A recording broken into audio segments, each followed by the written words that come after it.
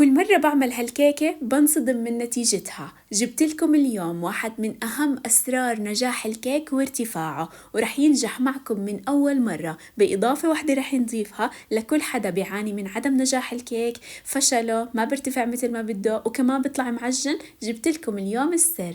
لهيك كل اللي عليكم دعمكم بلايك للفيديو ولايك للصفحة. اللايك كتير مهم وتعليق حلو مثل قلوبكم. وخلينا هلا نبلش ونحكي بسم الله ونحضر أطيب وأذكى كيكة.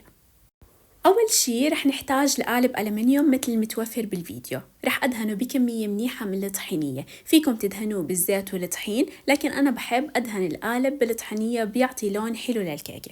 من بعد هيك بخفقة الكيك رح أنزل 4 بيضات يكونوا عندي بدرجة حرارة الغرفة، وهالنقطة كتير مهمة. وحضيف عليهم معلقة كبيرة من الفانيلا. رح أخفقهم على أعلى سرعة مدة 5 دقايق لحتى يكثف عندي الخليط ويصير لونه فاتح وكريمي. من بعد مرور تقريبا من 4 ل 5 دقايق مع استمرار الخفق على أعلى سرعة، شوفوا كيف بيكون لون البيض فاتح صار وكريمي. رح أبلش أنزل السكر. بالنسبة للسكر رح أحتاج لكوب وربع من السكر، رح أنزله معلقة معلقة وبالتدريج مثل ما عم بتشوفوا.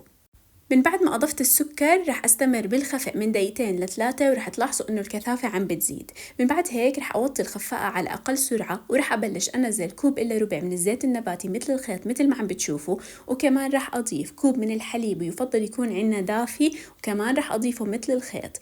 وآخر شي رح ننزل ما يعادل تقريبا 2.5 كوب من الطحين، أيضا على أقل سرعة لحتى تخلص كامل كمية الطحين.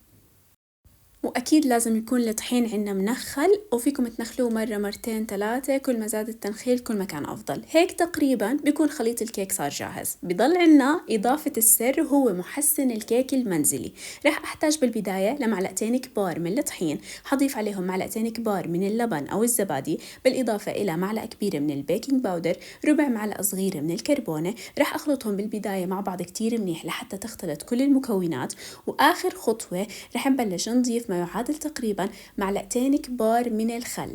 بحرك تحريكة سريعة ورح تلاحظوا انه كيف التفاعل بصير. مباشرة بنزل الخليط فوق خليط الكيك اللي جهزناه، بقلب تقليبة خفيفة من اعلى لاسفل. ومن بعد ما اتأكد انه كل المكونات اختلطت، بصب خليط الكيك اللي صار عندي جاهز بالقالب اللي دهناه بطحينية وجهزناه وتركناه على جنب. فيكم تضيفوا على الوجه اي شيء انتم بتحبوه. انا هون ضفت مجموعة من المكسرات، جوز، لوز، بالإضافة إلى حبيبات الشوكولاتة. طبعا من بعد ما غلفتهم بشوي بالطحين لحتى يضلوا عندي بالأعلى. طبعا هالخطوة من بعد ما أضرب قالب الكيك عدة ضربات على السطح لحتى أفرغ منه الهواء، وراح ندخله على فرن محمى قبل بوقت على الرف الوسط على 180 درجة. رح ياخد تقريبا من 35 ل 40 دقيقة. بعد النص ساعة بتقدروا تشيكوا عليها. فيكم تحمروا وجهها من الأعلى شوي لحتى تاخد اللون الحلو. وهيك كيكتنا بتكون صارت جاهزة. ما أوصف لكم قديه طلعت طيبة، هشة وخفيفة وبتشهي. لازم إنكم تجربوها بهالطريقة. ما تنسوني من دعمكم وشاركوني تجاربكم كتير بتسعدني. وهلأ بقدر أحكي لكم صحتين وألف عافية عقلوبكم.